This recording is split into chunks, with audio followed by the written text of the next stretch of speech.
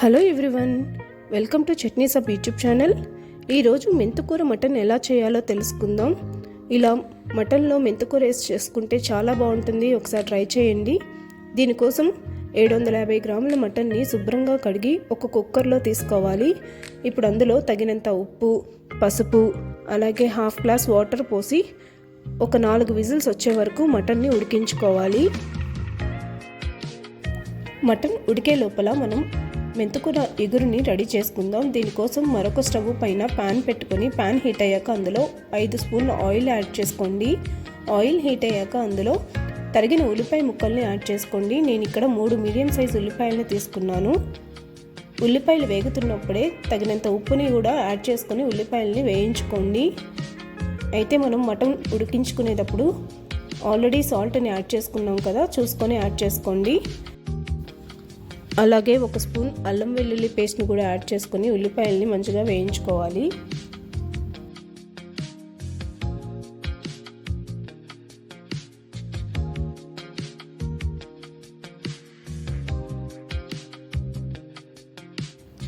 ఉల్లిపాయలు మంచిగా వేగాక ఇప్పుడు అందులో తగినంత పసుపుని అలాగే టమాటా ముక్కల్ని యాడ్ చేసుకోండి. నేను ఇక్కడ 2 మీడియం సైజ్ టమాటాస్ని తీసుకున్నాను. ఈ టమాటా ముక్కలు కూడా మంచిగా మగ్గే వరకు వేయించుకోండి.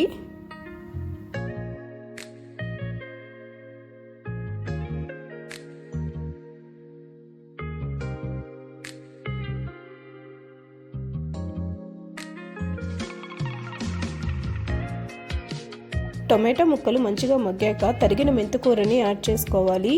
నేను ఇక్కడ 2 కప్పుల తరిగిన మెంతుకూరని తీసుకున్నాను, లేదా ఒక పెద్ద కట్ట మెంతుకూరని తీసుకోండి.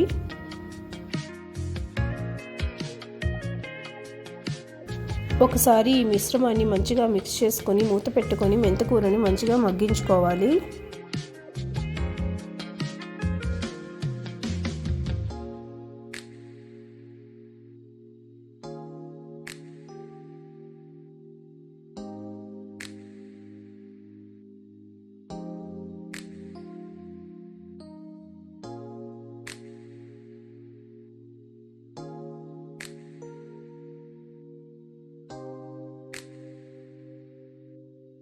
మెంతుకూర మంచిగా మగ్గాక ఇప్పుడు అందులో 2 స్పూన్ల కారాన్ని, అలాగే 2 స్పూన్ల ధనియాల పొడిని, అలాగే 1 స్పూన్ గరం మసాలాని యాడ్ చేసుకొని ఈ మిశ్రమాన్ని మంచిగా మిక్స్ చేసుకొని మసాలాలన్నీ నూనెలో వేగే వరకు వేయించుకోవాలి.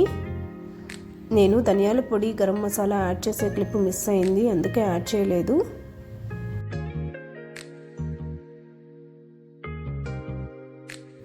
ఇప్పుడు ఉడికించుకున్న మటన్ పీసెస్ని యాడ్ చేసుకోవాలి.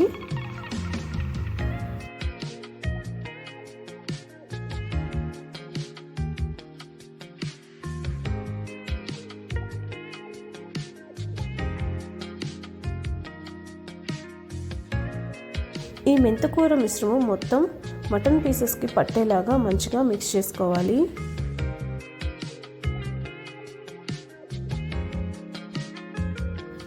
ఇలా మంచిగా మిక్స్ చేసుకున్నాక ఇప్పుడు ఇందులో మటన్ని ఉడికించగా మిగిలిన వాటర్ని యాడ్ చేసుకోండి. ఈ మిశ్రమాన్ని ఇప్పుడు మంచిగా మిక్స్ చేసుకొని ఒక 10 నిమిషాలు మగ్గించుకోండి.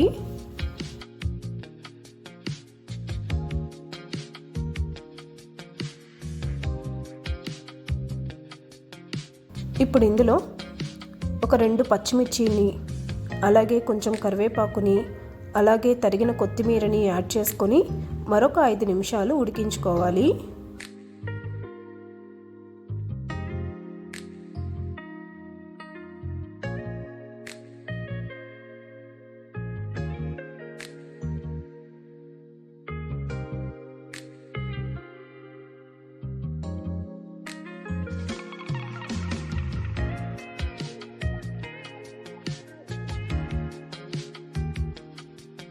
మధ్య మధ్యలో కలుపుకుంటూ గ్రేవీ చిక్కపడే వరకు ఉడికించుకొని స్టవ్ ఆఫ్ చేసుకుంటే మెంతుకూర మటన్ రెడీ అయినట్లే.